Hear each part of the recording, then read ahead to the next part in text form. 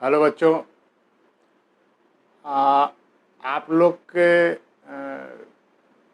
Economy के sections में मैंने मानव विकास तक की बात की थी। आज मैं उस क्रम में एक नया चैप्टर शुरू कर रहा हूं और वो है राष्ट्रीय आय, नेशनल इनकम। ठीक है, क्योंकि ये फंडामेंटल्स चीज़ें हैं जिसके आगे भी बार बार उन शब्दों को जीएनपी, जीडीपी, इन सब का नाम लूँगा, तो इसको बृहद रूप से जानने की आवश्यकता है। जब उन शब्दों को आप समझेंगे नहीं तो आप शायद आगे उसको नहीं समझ पाएंगे इकोनॉमी में। तो इसलिए पहले उन शब्दों की व्याख्या मैं कर दूं, समझा दूं आपको, ताकि हम उसको आगे उस क्रम में आपको आगे के चैप्टर्स पढ़ा पाऊँ। तो जो नेशनल इनकम है, इसमें हम लोगों ने जो पढ़ेंगे हम लोग, उसमें GNP, GDP, NNP, national income, इन सब चीज़ों की बातें करेंगे। ठीक है, तो सबसे पहले जो इस जो चैप्टर की जो शुरुआत है, अगर उसको देखें तो पहले इसकी ऐतिहासिक पृष्ठभूमि पर जाते कि राष्ट्रीय आय की संकल्पना ही, जो कॉन्सेप्ट है, वो पहली बार कब भारत में शुरू हुआ। ठीक है, स्वतंत्रता प्राप्ति से पूर्व ठीक पहली बार Dadabhai Naoroji, grand old man of India के नाम से जाने जाते हैं। ठीक है, कांग्रेस में की स्थापना में महत्वपूर्ण भूमिका निभाई थी दादा भाई नौरोजी। ठीक है, इन्होंने 1868 ईस्वी में पहली बार राष्ट्रीय आय का आकलन किया। ये इन्होंने एक पुस्तक लिखी जो एग्जाम में बहुत पूछी जाती है, poverty and un British rule in India. याद रखना, poverty and un British rule in India. देखिए, प्री इंडिपेंडेंस पीरियड में दो इकोनॉमिक्स बहुत बहुत इम्पोर्टेंट रहते हैं, एक दादा भाई नौरोजी और एक आरसी दत्त साहब, इकोनॉमिक हिस्ट्री ऑफ इंडिया। ये दो पुस्तकों का नाम हमेशा याद रखिएगा, यह एग्जाम में बहुत पूछे जाते हैं। इन्होंने राष्ट्रीय आय में प्रति व्यक्ति जो है वो 20 रुपया निर्धारित किया, प्रति व्यक्ति आय 20 रुपीज़ उस समय। ध्यान में रखिएगा 1868, कभी कभी 1860 लोग लिख देते हैं, नहीं 1868 ही है। इसके बाद दादा भाई नौरोजी के अतिरिक्त बाद में चल करके विलियम डिग्बी साहब ने 1899 में भी राष्ट्रीय आय का आकलन का अनुमान किया। इसके बाद फिंडले शिराज जी 1911, 1922 और 1931, ये 3 वर्षों में राष्ट्रीय आय के का आकलन किया, लेकिन सब दोषपूर्ण ही था।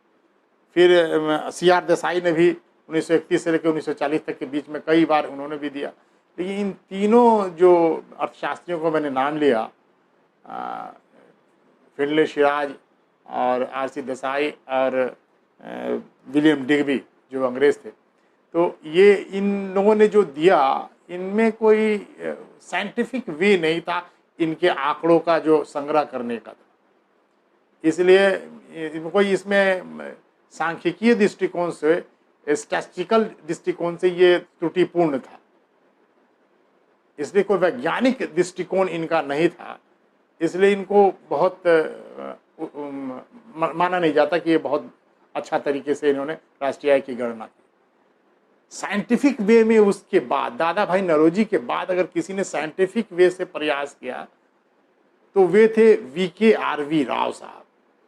ठीक है, VKRV राव 1925-29 के बीच में, इनका नाम पूरा मत से VKRV राव ही लिखा रहेगा, विजेंद्र कस्तूरी रंगन वरदराजन राव नाम था इनका। बहुत बड़ा साउथ इंडियन का नाम, थोड़ा बड़ा होता है, तो उसमें मत जाइए, VKRV राव ही रहेगा चॉइस में, क्योंकि उतना बड़ा नाम चॉइस में देना मुश्किल होता है, तो अक्सर VKRV राव ही लिखा रहता है। तो इन्होंने सबसे बड़ा साइंटिफिक रूप से इन्होंने ही बताया, वैज्ञानिक ढंग से बताया जो उनके डाटा जो उन्होंने संग्रह किया वो स्टैटिस्टिकल दृष्टिकोण से बहुत ही सटीक था। तो ये फर्स्ट टाइम उन्होंने इस प्रकार के प्रयोग किए। ठीक है, अब उसके बाद जो है 1949 ईस्वी में पीसी महालनोबिस साहब, पीसी महालनोबिस बड़े महत्वपूर्ण अर्थशास्त्री रहे। पीसी महालनोबिस, इनकी अध्यक्षता में राष्ट्रीय आय समिति का गठन किया गया। राष्ट्रीय आय समिति, नेशनल इनकम कमेटी का गठन किया गया। ठीक है, इस कमेटी ने में जो सदस्य थे, अन्य सदस्य भी थे, उनका भी नाम जान लीजिए अगर जानना चाहते हैं तो। हालांकि अध्यक्षता ही पूछता है डी.आर. गाडगिल साहब और वी.के.आर.वी. राव साहब, जिसकी चर्चा मैंने पहले की वी.के.आर.वी. राव के बारे में, वो भी इसके सदस्य बनाए गए। और डी.आर. गाडगिल, ये भी सुना है, बाद में चलकर डी.आर. गाडगिल फार्मूला भी जाना जाता है। तो आप देखेंगे ये 3 सदस्यों ने मिलकर 1949 में राष्ट्रीय आय समिति का गठन किया। और इन्हीं समिति के सिफारिश पर इसके जो सलाहकार थे इस समिति के, वो साइमन कुजनेट्स थे। ठीक है, ये देखिए ये सब 5 ईयर प्लान को बनाने में बड़ा महत्वपूर्ण भूमिका अदा किए थे। चलिए एक इंटरेस्टिंग चीज़ बताता हूँ। सेकेंड जो 5 ईयर प्लान था, महालनोबिस मॉडल से नाम से जानते हैं आप, second 5 year plan, Gandhi Nehru ji और पीसी महालनोबिस, इन्हीं दोनों ने मिल करके, इन्हीं दोनों के रूपरेखा थी। फर्स्ट 5 ईयर प्लान जो है वो, फर्स्ट ईयर प्लान किसके, 5 ईयर प्लान किसके पर आधारित था? कृषि पर आधारित था। क्योंकि पहला बार आज़ादी जैसे ही मिली तो सबसे बड़ा जो वर्ग कौन सा था? सबसे पहला वर्ग था कृषक वर्ग, जिसको संतुष्ट करना था। क्योंकि आज़ादी मिली थी, सबसे ज़्यादा प्रताड़ना भी झेले थे और सबसे ज़्यादा भूमिका भी इन्होंने निभाई कृषकों ने। तो कृषक वर्ग सबसे ज़्यादा था भारत में, तो उसको संतुष्ट करना था। तो पहला बार, और ये भी सही बात है कि पहले पेट भरेगा उसके बाद ही कुछ और बातें सुनेंगे। तो कृषि के क्षेत्र में आत्मनिर्भरता प्राप्त करने की पहली पंचवर्षीय योजना में आप देखेंगे जितनी बहुउद्देशीय परियोजना शुरू होती है, बाकरा नंगल और तमाम जितनी परियोजनाएं हैं, वो सब परियोजनाएं फर्स्ट 5 ईयर प्लान में ही शुरू हुई। सेकेंड 5 ईयर में नेहरू जी को लगा कि केवल इससे काम नहीं बनेगा, जब तक कि हम हेवी इंडस्ट्री की स्थापना नहीं करेंगे, उद्योगों की स्थापना नहीं करेंगे। और उद्योगों और इंफ्रास्ट्रक्चर के लिए हमको लोहा चाहिए, लौह इस्पात चाहिए, मशीनीकरण के लिए लौह इस्पात चाहिए। तो मशीनों पर उन्होंने जोर दिया और इसने सेकेंड 5 ईयर प्लान में उद्योग पर बल दिया गया और मशीनीकरण पर बल दिया गया। अब देखिए विरोध शुरू हो गया। देखिए कि नई व्यवस्था कभी भी लाई जाती है तो लोगों में भय व्याप्त होता है। जैसे जीएसटी आया तो जबरदस्त विरोध हुआ, भय व्याप्त था कि कोलैप्स कर जाएगा इकोनॉमी। ठीक है, रिवाइवल में थोड़ा समय जरूर लगता है, रिवाइव हम फिर करेंगे। उसी समय विरोध उनका भी हुआ, नेहरू जी का भी विरोध हुआ। पीसी महालनोबिस साहब ने और नेहरू जी ने जो रूपरेखा रखी, इसका जबरदस्त विरोध हुआ। और जब चीज़ें जब आती हैं तो इसी का प्रतिकित जो होता है वो फिल्मों पर भी होता है। तो मैं जब भी पढ़ाता हूँ, सेकेंड 5 ईयर प्लान बताता हूँ, पीसी महालनोबिस को बताता हूँ, तो निश्चित रूप से इस पिक्चर के बारे में बात करता हूँ, और वो है नया दौर। दिलीप कुमार साहब की फिल्म बनी नया दौर। उस नया दौर के फिल्म में अगर आप जाइए तो उसमें आपको मिलेगा, उस फिल्म का कथ्य क्या है, कहानी क्या है, आप देखेंगे तो नायक जो है वो घोड़ा गाड़ी चलाता है गांव में, और जो जमींदार है उसका बेटा ट्रक लेकर के आता। जीवन साहब बने। अब ये दोनों जो दोनों देखिए, ये मशीनीकरण लाया गया, ये थॉट्स है, नया लेकर के आया। समझिए कि नेहरू जी मशीनीकरण लेकर आया। अब ये दोनों के बीच में द्वंद्व शुरू हुआ, यानी मानव श्रम और मशीन। डर था मानव श्रम को कि मशीन हमको विस्थापित कर देगा, हमको हटा देगा, सारी चीज़ें मशीनों से होंगी, हम लोग तो नियोजित नहीं होंगे तो हम लोग बेरोजगार हो जाएंगे। गांव में भी यही था कि अगर ये ढोने के लिए आ जाएगा तो कौन हम लोगों से ये सामान ढुलाएगा, और मीन्स ऑफ ट्रांसपोर्ट में इसका यूज ही नहीं हो पाएगा, बहुत घोड़ा गाड़ी परंपरागत है।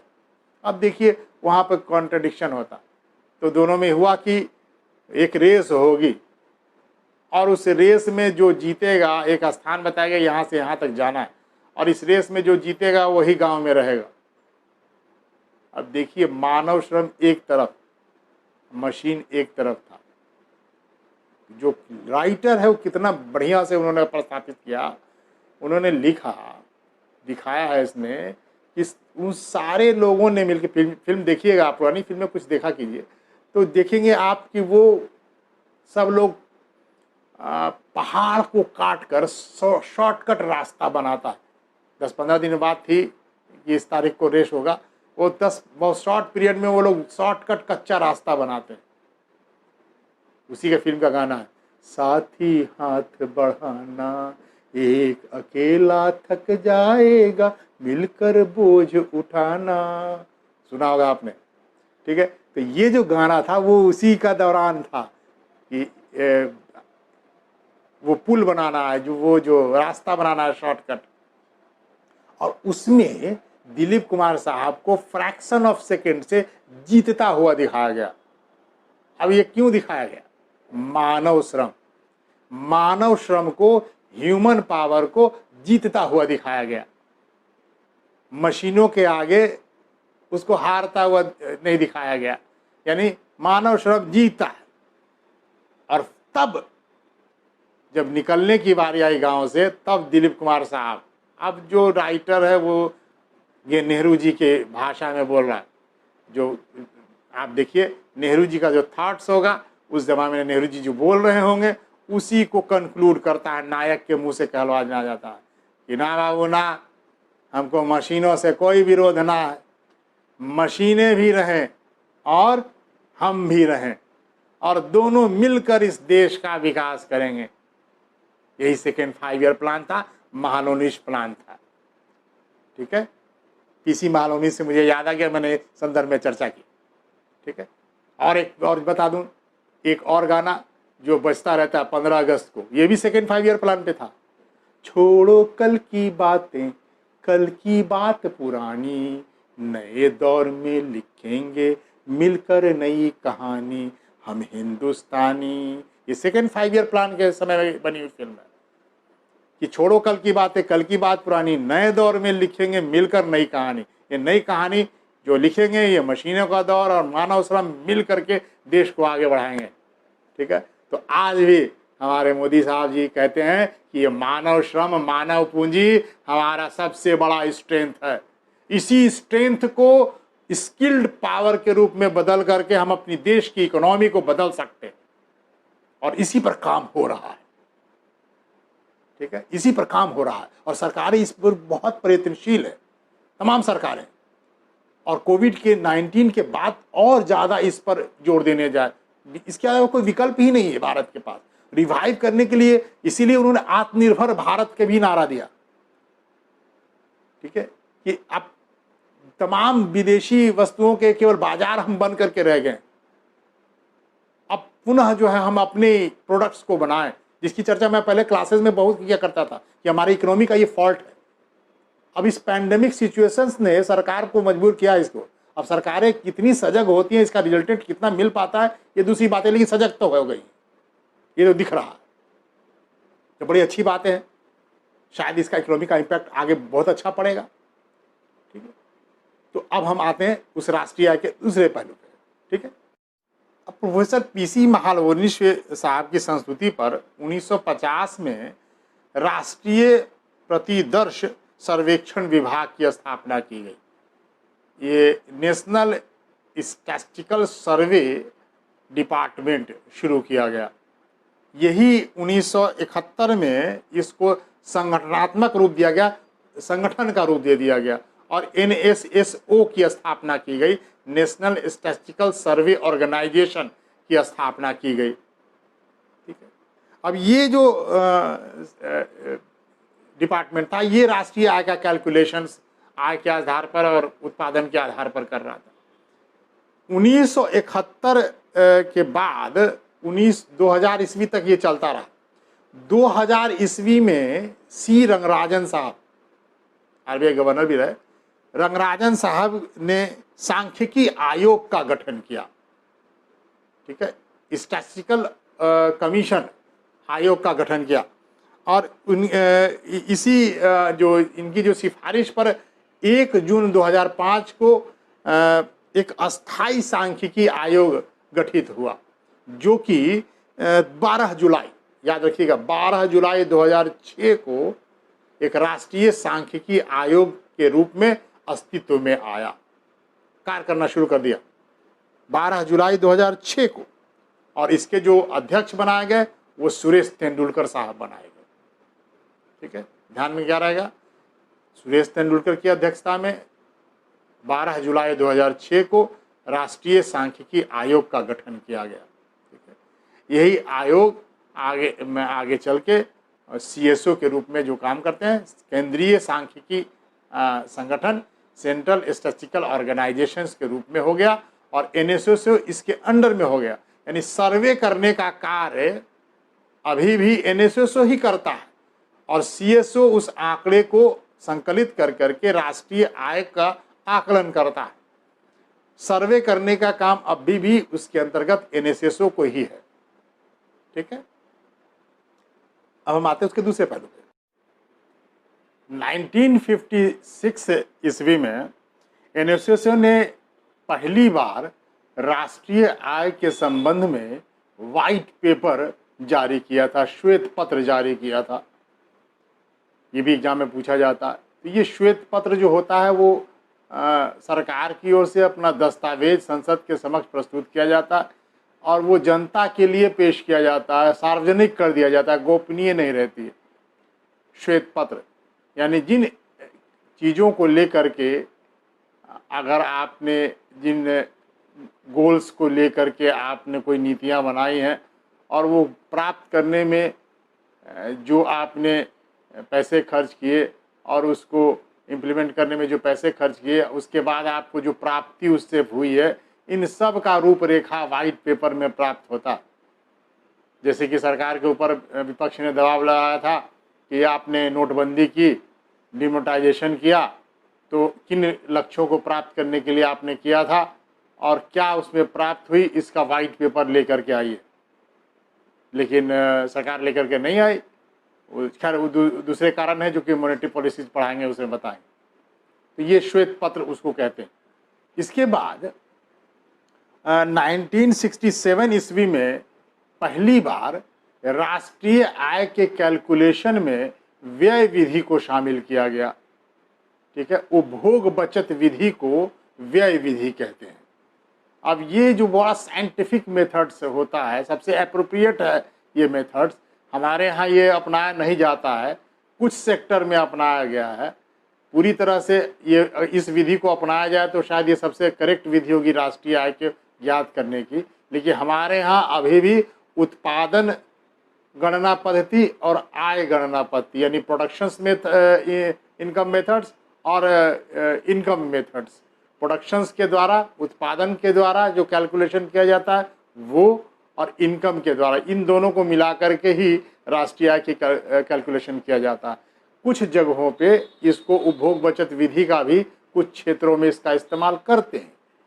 तो कंबाइंड रूप से अगर पूछे एग्जामिनेशन में भारत में किन किन विधियों के द्वारा राष्ट्रीय आय का कैलकुलेशन किया जाता है, तो इसमें मेनली अगर दिया तो आय गणना पद्धति और उत्पादन गणना पद्धति। लेकिन कुछ सेक्टर में उपभोग बचत विधि का भी इस्तेमाल किया जाने लगा है प्रयोग के तौर पर, तो वो होगा। अब ये क्या होता है हम इस पर विस्तार से बाद में चर्चा करेंगे। ठीक है, अब आए एक और चीज़ पर जो है कि अकाउंटिंग सिस्टम यानी कि नेशनल इनकम अकाउंटिंग, राष्ट्रीय आय लेखांकन। ये परंपरा शुरू की कौन से अर्थशास्त्री ने शुरू किया, तो इसके पीछे इसके जो जन्मदाता थे जो नेशनल इनकम अकाउंटिंग की, वो थे साइमन कुजनेट्स। तो ये एग्जाम में पूछा जाता है कि राष्ट्रीय आय लेखांकन के जन्मदाता कौन है, तो इसमें साइमन कुजनेट्स का नाम आता है। ठीक है, ध्यान में रखिएगा। अब हम आते हैं राष्ट्रीय आय होता क्या है। ठीक है, तो एक पहले परिभाषा ले लेते हैं, उसके बाद जीएनपी, जीडीपी और एनएनपी वगैरह की चर्चा करेंगे। फिर हम बेस ईयर भी आएंगे, बेस ईयर की बातें भी करेंगे, बहुत महत्वपूर्ण है बेस ईयर, तो वो मैं उसकी चर्चा बाद में करूँगा। आए उसके राष्ट्रीय आय पर, कि उसकी एक परिभाषा पहले लेते हैं और तब हम उसको थोड़ी एक्सप्लेन करेंगे। राष्ट्रीय आय से अभिप्राय अर्थव्यवस्था द्वारा किसी दी हुई समय अवधि में, ठीक है, किसी भी देश के द्वारा किसी दी हुई समय अवधि, ये दी हुई समय अवधि आपका फाइनेंशियल ईयर ही होता, ठीक है, किसी का हम लोगों का 1 अप्रैल से 31 मार्च होता और कई कंट्रीज में 1 जनवरी से लेकर के 31 दिसंबर तक होता है। तो वो जिसका भी जो फाइनेंशियल ईयर होगा वही होगा। तो दी हुई समय अवधि में कुल वस्तुओं और सेवाओं के उत्पादन का मौद्रिक मूल्य होती है। क्या होता? राष्ट्रीय आय से अभिप्राय अर्थव्यवस्था द्वारा पूरे वर्ष के दौरान उत्पादित अंतिम वस्तुओं और सेवाओं के शुद्ध मूल्य के योग से होता है। इसमें विदेशों से अर्जित आय भी शामिल होती है। अब ये राष्ट्रीय आय की परिभाषा है, यानी इसमें जीडीपी और जीएनपी दोनों है, ठीक है। अब हम उसके एक एक पहलू पे आते हैं। पहले तो एक दी हुई समय अवधि में मैंने बताया, और दूसरा है वस्तुओं के, कुल वस्तुओं और सेवाओं के अंतिम उत्पाद, मतलब ये ध्यान में रखिएगा अंतिम उत्पादन को लिया जाता। इसमें इंटरमीडिएटरी गुड्स को आकलन नहीं करते। अब ये माध्यमिक वस्तुएं क्या होती हैं, क्यों ऐसा कारण है कि उसमें माध्यमिक वस्तुएं शामिल नहीं की जाती? तो आप कोई एक सेक्टर में उठाऊं पर आपको बताऊं, जैसे कृषि क्षेत्र है, कृषि क्षेत्र में गेहूं का उत्पादन है। आप यदि गेहूं के उत्पादन के कुल उत्पादन को अगर शामिल कर रहे हैं तो फिर ध्यान में रखिएगा कि उसमें जो मैदा बनाने वाली कंपनी होगी, ठीक है, उस मैदा को बनाने किसे बना रही है? गेहूं से बना रही है, तो उसका शामिल नहीं होना चाहिए। मैदा वाली कंपनी को अगर आप उसमें, अगर आप कैलकुलेशन कर रहे हैं कि कितना गेहूं आप सीधे उपभोग कर ले रहे हैं, ठीक है, और कितना गेहूं से आप मैदा सूजी बना रहे हैं, अब उस मैदे का भी उपयोग बहुत सारे जो यूनिट्स है वो भी करती है, जैसे ब्रेड बनाने वाली कंपनी ले जाती है। तो यदि आप सबको शामिल करेंगे अलग अलग जगहों पे, तो एक ही वस्तु 2-3 बार कैलकुलेट हो जाएगी और आंकड़े आपके भ्रामक हो जाएंगे। बिल्कुल कैलकुलेशन जो है वो गड़बड़ हो जाएगा, आप बढ़ के आ जाएगा बिल्कुल उत्पादन, जो कि वास्तविक नहीं होगा। एक दूसरे उत्पादन में जा, जैसे रुई है। अब रुई है कपास के रूप में उपयोग, और रुई का उपयोग सीधे हम लोग गद्दा और तमाम चीजों में भी करते हैं। रुई का धागा भी बनता है बेटा। अब वो धागा बनाने वाली, कितना रुई धागा बनाने वाली कंपनी ले जाती है, ठीक है। अब वो धागे सीधे कंज्यूम भी किए जाते हैं सिलाई वगैरह में, अन्य चीजों में, और बहुत सारे धागे वस्त्र निर्माण में काम आते हैं। तो कितना वस्त्र बनाने वाली कंपनी लेके जा रही है, कितने वस्त्र बनाने वाली कंपनी जो कपड़े होते हैं उस कपड़े का रेडीमेड शर्ट और पैंट वो सब बना करके बेचती। तो आप किस कंपनी का लेंगे, ध्यान में रखिएगा। अगर किसी कंपनी का आपने शर्ट पैंट ले लिया और धागे बनाने वाली कंपनी का भी ले लिया, रुई का भी ले लिया, तो एक ही चीज 3 या 4 बार कैलकुलेट हो जाएगी। तो इसमें कभी भी इंटरमीडिएटरी गुड्स को शामिल नहीं करते, कच्चा माल को शामिल नहीं करते, फिनिश गुड्स के रूप में हमको इस्तेमाल आ रही। मान लिया पंखा है, अब पंखा देखेंगे कि लुधियाना में तमाम पार्ट्स अलग अलग बनते हैं, कोई कंपनी बनाती अपनी नहीं, सब असेंबल करती है, अलग अलग पार्ट्स बने, अलग अलग कोई क्वाइल बना रहा है, कोई अलग बना रहा है, कोई बॉडी बना रहा है, तमाम कर रहा है। अब ये आप कहीं लुधियाना के उस फैक्ट्री में जाएं और उसका उत्पादन कितना हुआ उसका बैलेंस शीट से ले लें कि कितना आपने उत्पादन किया था। आपने क्वाइल बनाने वाली कंपनी का ले लिया, किसी ने स्पेयर पार्ट्स और तमाम के ले लिया, किसी ने बॉडी का भी ले लिया, और तब उसको आप राष्ट्रीय में कैलकुलेट करोगे तो मालूम पड़ेगा एक ही चीज। और फिर आप उषा और पोलर और तमाम जितने भी हैं खेतान सब के क्या आपने ले लिया, तो एक ही चीज कई जगह कैलकुलेट हो गई। इसीलिए उत्पादन में अंतिम जो वस्तुएं होती हैं उसी को हम लोग कैलकुलेट करते हैं, ठीक है। वस्तुएं आप समझ गए आप, मिलिट्री गुड्स शामिल नहीं होता। अब आए हम लोग सेवाओं पे। सेवा, अब देखिए जो सेवा है, ठीक है, सेवा में सभी आ जाते हैं। कौन कौन चीज आ जाते हैं सेवा में? तमाम जितने रेलवे हैं, जितने परिवहन के जितने भी क्षेत्र हैं, सड़क से हो, रेलवे से हो, वायुयान से हो, सब सेवा का क्षेत्र है। इसके अतिरिक्त मैं जो आपको दे रहा हूं, मेरा तो दोनों प्रशासन भी सेवा का क्षेत्र है और आपको जो पढ़ा रहा हूं ये भी सेवा का क्षेत्र है, दोनों सेवा ही का क्षेत्र है, ठीक है। अब देखिए, अगर मैं आपको बिना पैसे लिए पढ़ा रहा हूं तो सेवा दे रहा हूं, तो ये राष्ट्रीय आय में शामिल नहीं होगा, ठीक है। ध्यान में रखिएगा, कौन सी सेवा शामिल होगी? जिससे उत्पाद, जैसे अगर मैं आपको पैसे लेके पढ़ा रहा हूं, ये राष्ट्रीय आय में शामिल होगा, मेरे इनकम में शामिल होगा, वो राष्ट्रीय आय में शामिल होगा। जैसे घर में बहुत महिलाएं घर में काम, मेरी माँ लोग काम करती रहती है, सब लोग काम करते रहते हैं, पत्नियां काम करती हैं, तो घर में अगर काम कर रही हो तो वो सेवा ही दे रही हैं, लेकिन वो शामिल नहीं होगा, ठीक है। अगर कोई महिला कहीं खाना बनाने का कार्य कर रही है, उसके एवज में उसको 5,000 रुपये मिल रहे हैं, वो राष्ट्रीय आय में शामिल होगा। लेकिन अपने घर में काम कर रही है तो वह राष्ट्रीय आय में शामिल नहीं होगा, ठीक है। मुकेश अंबानी जी की कंपनी है, उस कंपनी के वो डायरेक्टर हैं, और डायरेक्टर के तौर पर वो अपने सैलरी भी लेते हैं, ठीक है। तो जितना वो सैलरी ले रहे हैं वो राष्ट्रीय आय में शामिल होगा, उनके इनकम में शामिल होगा। अगर कोई अपनी डायरेक्टर है और पैसा बिना लिए हुए वो अपनी सेवाएं दे रहा है, ठीक है, उसकी कंपनी है और वो अपना सैलरी नहीं ले रहा, वो दिन भर काम करता रहता है अपनी कंपनी को आगे बढ़ाने के लिए, उसका राष्ट्रीय आय में उसकी कंपनी होगी शामिल, लेकिन वो व्यक्तिगत रूप से उसका शामिल नहीं हो।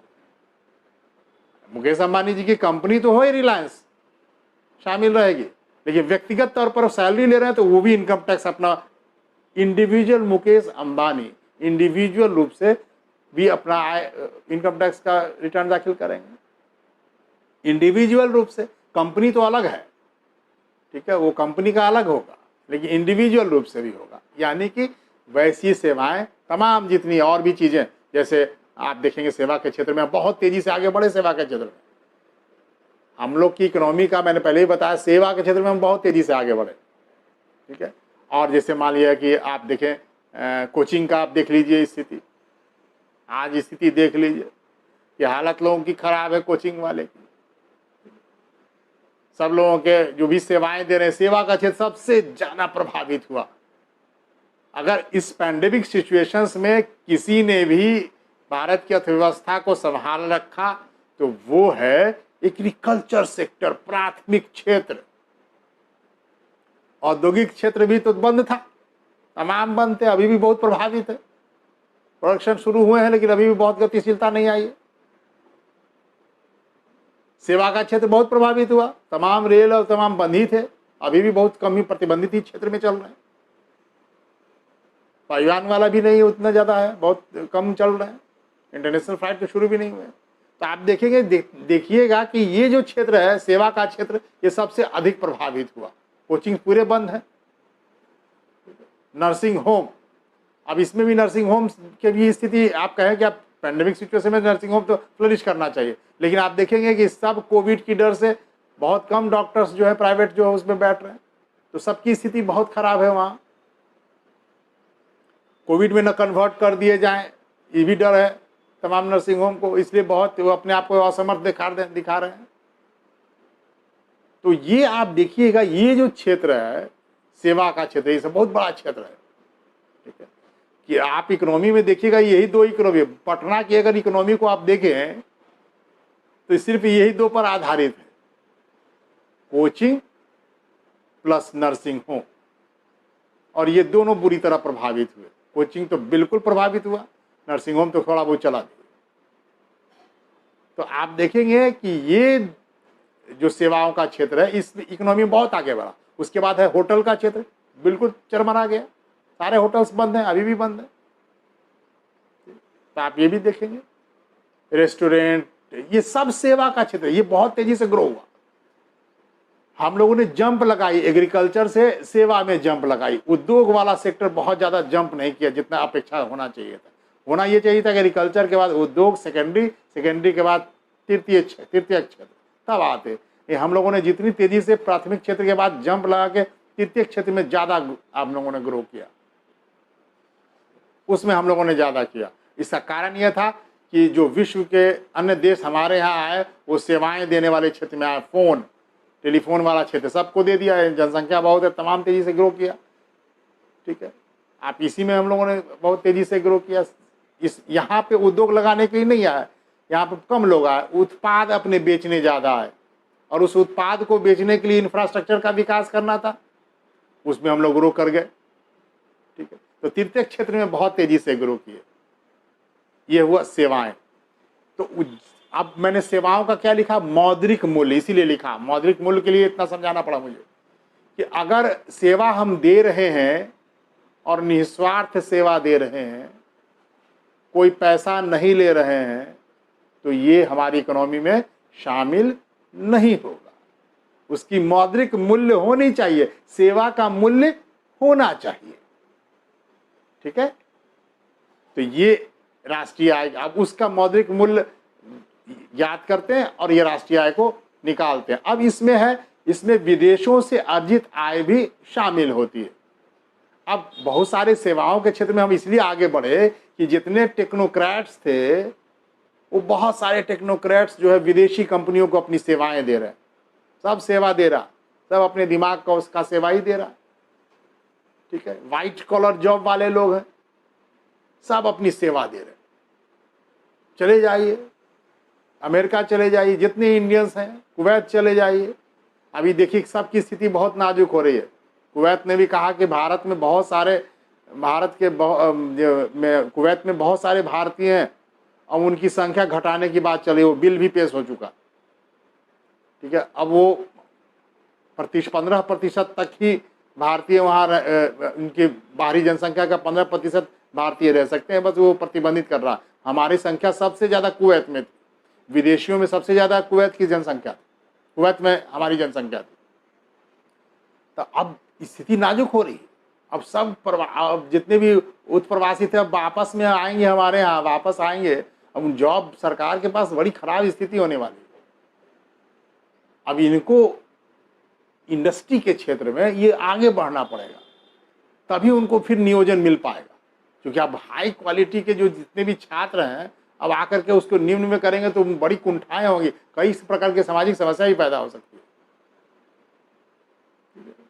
तो अब जो है यही सेवा का क्षेत्र, बहुत विदेश में कमा रहे थे, वहां से फॉरेन रिजर्व भी आ रहा था हम लोगों को, वो सब हमारे यहाँ आ रहे थे, पैसा भेज रहे थे, हमारे बच्चे वहाँ काम करते हैं, वहाँ से पैसा भेजते हैं, तो उससे आय सरकार को प्राप्त हो रही थी, तो वो हमारे राष्ट्रीय आय में शामिल हो रही थी, हमारे जीएनपी में शामिल हो रही थी। ठीक है, अब जीडीपी और जीएनपी के बारे में हम विस्तार से इसकी चर्चा करेंगे। और जीडीपी और जीएनपी अब हम उस पर आएंगे, लेकिन ये हम सोचते हैं कि वो अगले क्लासेज में, चूँकि लंबा ज़्यादा हो जाएगा, इसलिए बेहतर है कि हम अगले क्लास में इसको हम जीडीपी, जीएनपी और तमाम चीज़ों की बातें, एनएनपी, इन सब का कैलकुलेशन कैसे होता है, और जीएनएच वगैरह क्या होता है, सब की बात, जीवीए क्या होता है, इन सब की बातें अगले क्लासेज में हम इसको डिस्कस करेंगे। ठीक है, चलिए, इसके आपको धन्यवाद।